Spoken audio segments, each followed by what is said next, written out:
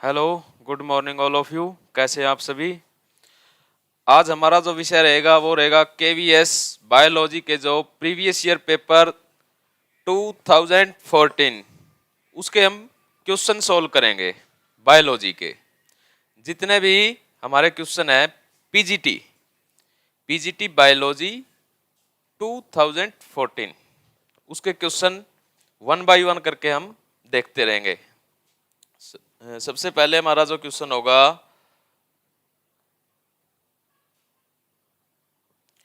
Which of the following belong to Mollusca. Mollusca से कौन belong करता है। ए है क्रेफिश, बी है जेलीफिश, सी है कटल फिश और डी है हैगफिश। तो इसके अंदर आंसर हमारा कौन सा होगा। आंसर होगा हमारा कटल फिश। क्या होगा। Cuttle fish. नेक्स्ट है हमारे पास, who propose the recapitulation theory. Recapitulation theory किसने दी थी। लेमार्क ने, डार्विन ने, हुगो डी व्राइज ने और हैकल ने। कौन होगा इसके अंदर। लेमार्क ने क्या दिया था। लेमार्क ने दिया था इवोल्यूशन के अंदर। डार्विन ने भी इवोल्यूशन के अंदर दिया था और हुगो डी व्राइज ने भी इवोल्यूशन के अंदर बताया था। तीनों के तीनों जो साइंटिस्ट थे इन्होंने किसके बारे में बताया था। इवोल्यूशन के बारे में। ठीक है, इवोल्यूशन के बारे में। और हमारा आंसर क्या होगा रिकैप्चुलेशन थ्योरी का। हैकल। क्या होगा। हैकल। नेक्स्ट क्वेश्चन है, 10% energy transfer law in food chain was first given by. जो 10% लॉ एनर्जी होती है वो ट्रांसफर होने की जो विधि है और उसको प्रपोज किसने किया था सबसे पहले। तो सबसे पहले किसने किया था। लिंडमैन ने, ट्रांसले ने, एल्टन ने और ओडम ने। कौन होगा इसके अंदर। हमारा लिंडमैन आंसर रहेगा।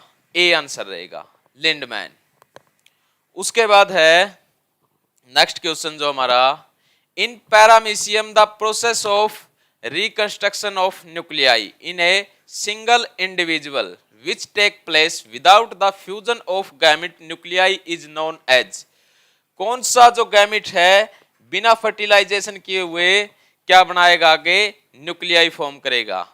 विदाउट द फ्यूजन, बिना फ्यूजन के, बिना फर्टिलाइजेशन के क्या करेगा, वो गैमेटिक न्यूक्लियाई बना देगा। और उसको हम क्या बोलेंगे, उसको हम बोलेंगे एंडोमिक्सिज। एंडोमिक्सिज। साइटोगैमी में साइटोप्लाज्म होता है, ऑटोमिक्सिस में ऑटोनॉमिकली अपने आप, हेर्निक्स में अनदर वे में होगा। लेकिन हमारा जो फर्टिलाइजेशन क्या होगा, without the fusion. Without fusion के क्या होगा, गैमेटिक न्यूक्लियाई बनाएगा और उसको हम बोलेंगे एंडोमिक्सिज। एंडोमिक्सिज।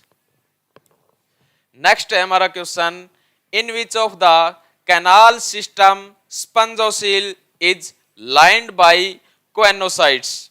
हमारे ये जो क्वेश्चन आया है ये कहां से आया है। Spongocoel is lined by कोएनोसिस्ट।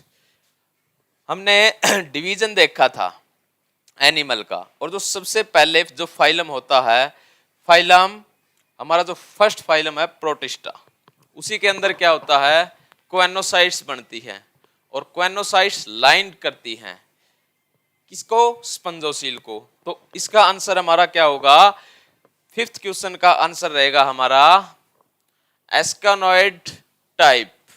एस्कानोइड type. Next question है हमारा, nematocyst are present in which of the following phylum. Nematocyst are present, किस फाइलम में निमेटोसिस्ट होंगे, किस फाइलम में निमेटोसिस्ट होंगे। तो क्या आंसर रहेगा हमारा, कोलंट्रेटा, पोरीफेरा, निमेटोहेलमिन्थिस और एकाइनोडर्मेटा। तो इसके अंदर क्या होगा हमारा, कोलंट्रेटा। कोलंट्रेटा किससे बिलोंग करता है, किस फाइलम से बिलोंग करता है, हमारा निमेटोसिस्ट। ठीक है। नेक्स्ट क्वेश्चन है हमारा, oxygen dissociation curve of haemoglobin is, oxygen dissociation curve बतानी है हमने। ऑक्सीजन डिसोसिएशन कर्व कहां पे कैसे होगी, इसके अंदर हमने एक जे शेप्ड मान लिया और दूसरे को क्या मान लिया हमने, सिग्मोइड एस शेप्ड में, ठीक है। लैग फेज, लॉग फेज और स्टेशनरी फेज। तो कैसी रहेगी हमारी ऑक्सीजन है जो dissociation curve of haemoglobin, haemoglobin के साथ क्या ग्राफ होगा, सिग्मोइड। कौन सा ग्राफ होगा हमारा, सिग्मोइड ग्राफ होगा, सिग्मोइड टाइप होगा।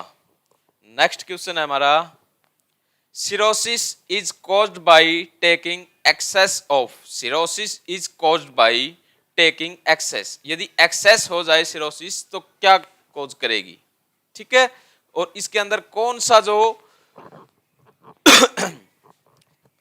हमारा केमिकल यूज करेंगे हम, कोकीन, निकोटीन, अल्कोहल और ओपियम, कौन सा होगा हमारा, कोकीन, निकोटीन, अल्कोहल और ओपियम। सिरोसिस एक डिजीज है, डिजीज का नाम है और किसके द्वारा कॉज्ड होगी, वो होगी अल्कोहल के द्वारा, किसके द्वारा, अल्कोहल के द्वारा, ठीक है। कोकीन जो हमारे ड्रग्स होते हैं, निकोटीन तंबाकू, ओपियम अफीम जिसको पैपी प्लांट बोलते हैं। अफीम का प्लांट कैसा होता है, पैपी, पेपावर सेमनीफेरस, उससे क्या करते हैं हम, ओपियम को लेके आते हैं, ठीक है। नेक्स्ट क्वेश्चन है जो हमारा वो क्या होगा, sarcolemma is membrane found in, sarcolemma is membrane found in, कहां पे पाएगी हमें सार्कोलेमा मेम्ब्रेन, कहां पे मिलेगी हमें sarcolemma membrane, skeletal muscle fibre, क्या आंसर होगा हमारा, skeletal muscle fibre, muscle fibre है जो स्केलेटल के, और स्केलेटल क्या होता है, एक ढांचा, मसल्स का फाइबर है जो, उसके ऊपर कौन सी लेयर रहेगी, सार्कोलेमा इज मेम्ब्रेन, ठीक है। नेक्स्ट है हमारा, the regular sequence of cell cycle is, सबसे इजी क्वेश्चन है 2014 में, इससे इजी क्वेश्चन और कोई भी नहीं हो सकता, सबसे इजी क्वेश्चन है। इसके अंदर कैसी सीक्वेंस रहेगी, 10th क्वेश्चन के अंदर क्या एस शुरू में आता है, नहीं आता, तो हम इसको काट देंगे, G1 आएगा, S आएगा, M आएगा, लेकिन ये G2 इससे पहले आएगा, M बाद में आएगा, तो हम इस सीक्वेंस को भी काट देंगे। G1 के बाद डायरेक्ट G2 नहीं आएगा, बीच में क्या आएगा, S आएगा, तो हम इसको भी काट देंगे। तो आंसर कौन सा होगा हमारा, C आंसर होगा, G1, S, G2 और M। ये तीनों कहां पे होते हैं, ये होते हैं प्रोफेज के अंदर, प्रोफेज के अंदर, और M होता है हमारा मेटाफेज के अंदर। जब हम डिवीजन करवाते हैं तो किसके अंदर होगा, वो मेटाफेज के अंदर, ठीक है। उसके बाद है haemophilia, haemophilia is caused bye, haemophilia किसके द्वारा कॉज्ड होगा, हीमोफिलिया किसके द्वारा कॉज्ड होगा, कौन सा ऐसा फैक्टर है जो हीमोफिलिया को कॉज्ड करेगा, बताइए। एक्स्ट्रा ऑटोजोम, ऐसा कोई होता नहीं। एक्स्ट्रा सेक्स क्रोमोसोम, सेक्स से रिलेटेड हीमोफिलिया नहीं होता। Gene mutation in sex chromosome या gene mutation in autosomes, autosomes के अंदर भी हीमोफिलिया का डायरेक्ट इन्वॉल्व नहीं होता, एक्स्ट्रा इसके अंदर होता ही नहीं है। क्या होगा इसके अंदर, जीन के अंदर म्यूटेशन होगा, जीन के अंदर म्यूटेशन होगा, और हीमोफिलिया उससे क्या करेगा, फिर आगे फिर अपने आने वाली जनरेशन में उसको ट्रांसफर कर देगा।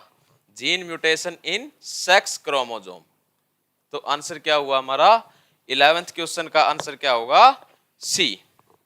नेक्स्ट चलते हैं हम 12th क्वेश्चन पे।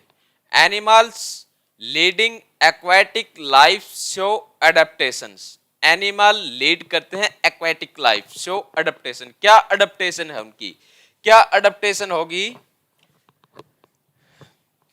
नटेरियल, वोलेंट, क्रसियल्स और फोजियल्स। क्या होगी? तो इसके अंदर क्या होगा हमारा जो आंसर होगा हमारा वो कौन सा होगा? ए, नटेरियल। क्या होगा? नटेरियल। नेक्स्ट क्वेश्चन है the hormone that promotes reabsorption of water. Water का रीएब्जॉर्प्शन करना फ्रॉम ग्लोमेरुल फिल्ट्रेट इज। ये कंडीशन कहां से ली गई है? किडनी से। किडनी क्या होता है? किडनी में क्या होगा?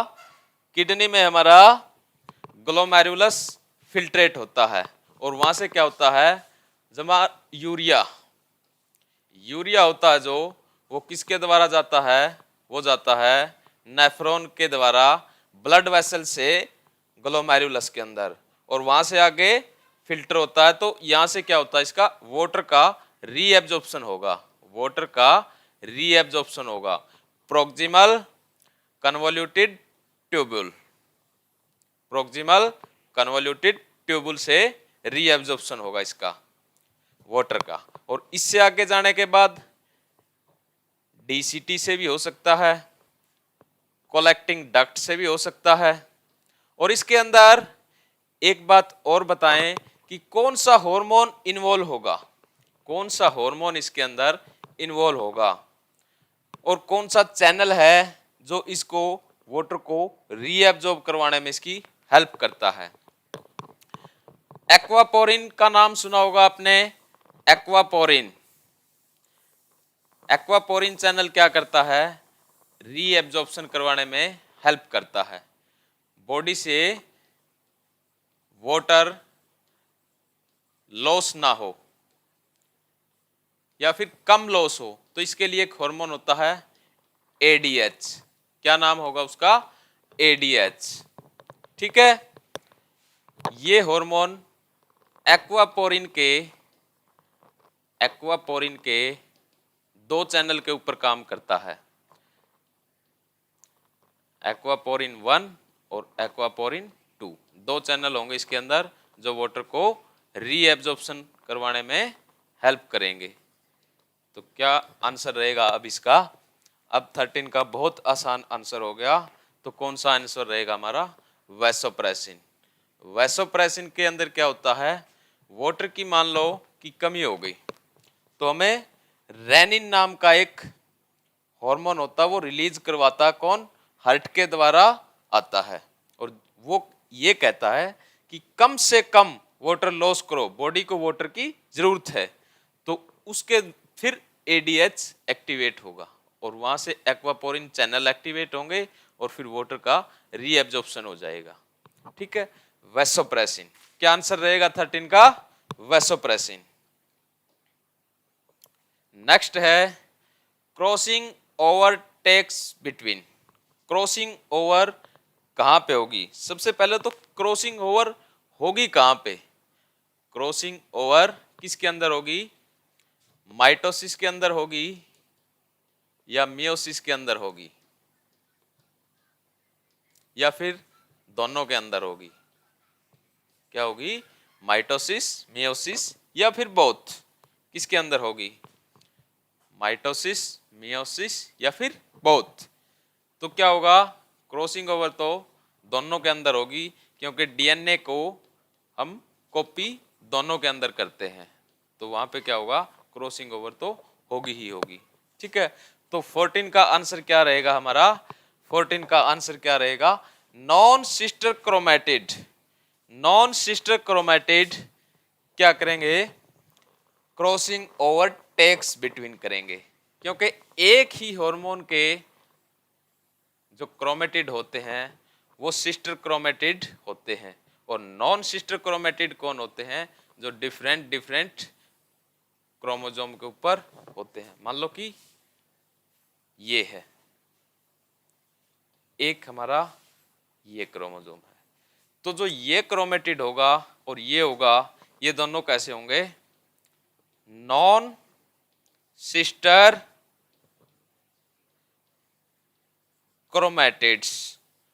Non sister chromatids. ठीक है। और दोनों के अंदर होगी माइटोसिस एंड मियोसिस, दोनों होंगे इसके अंदर।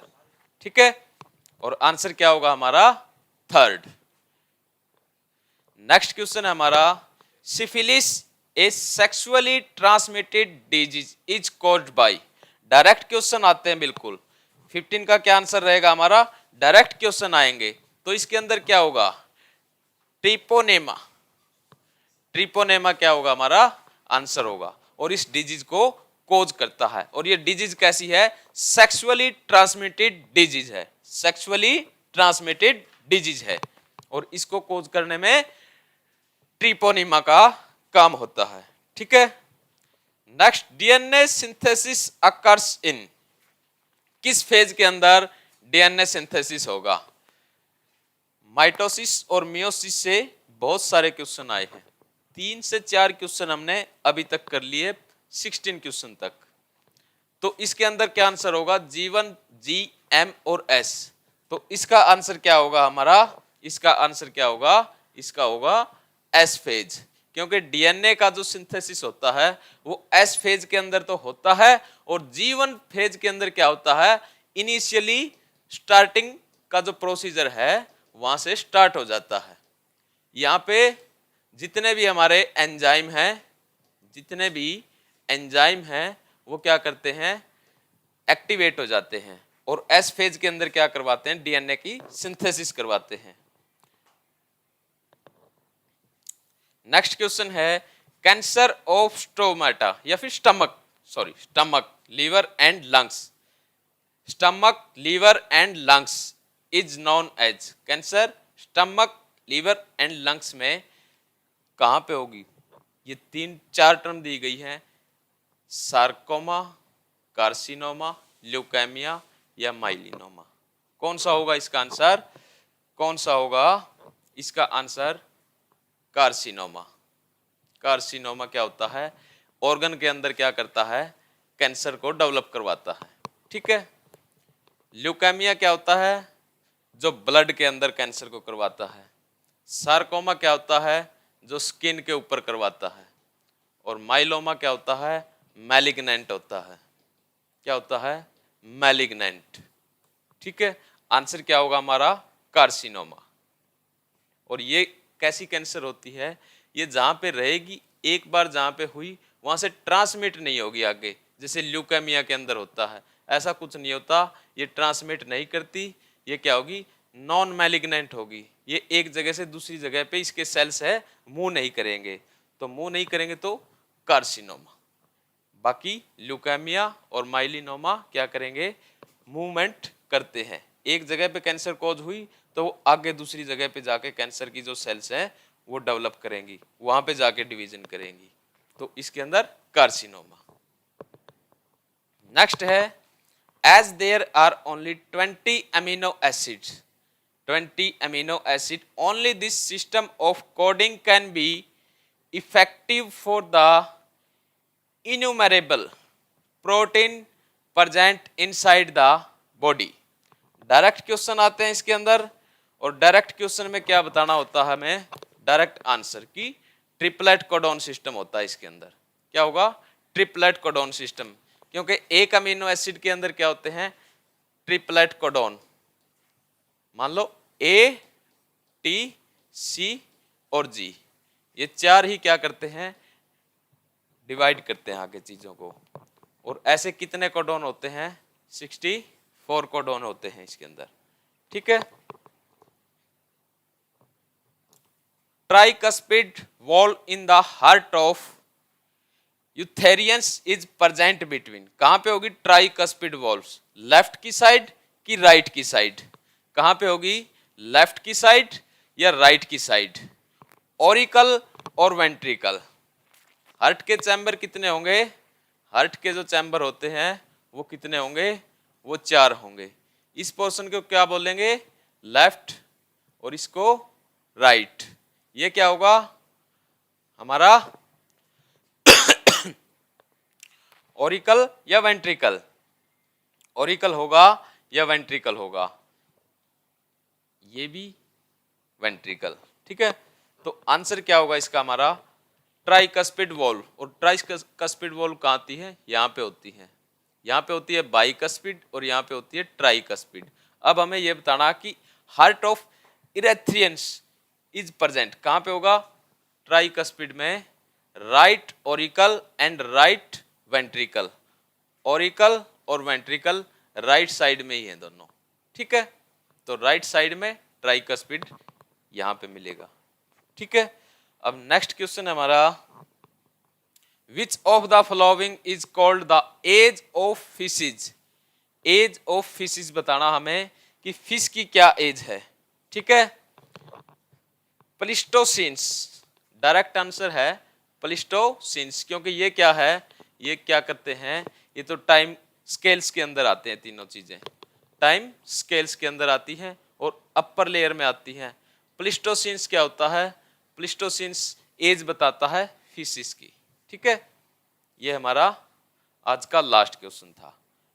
अब हम ऐसे ही 20-20 क्वेश्चन करके कंप्लीट 80 क्वेश्चन को बताते रहेंगे, समझाते रहेंगे 1 by 1 करके, ठीक है। Thank you all of you.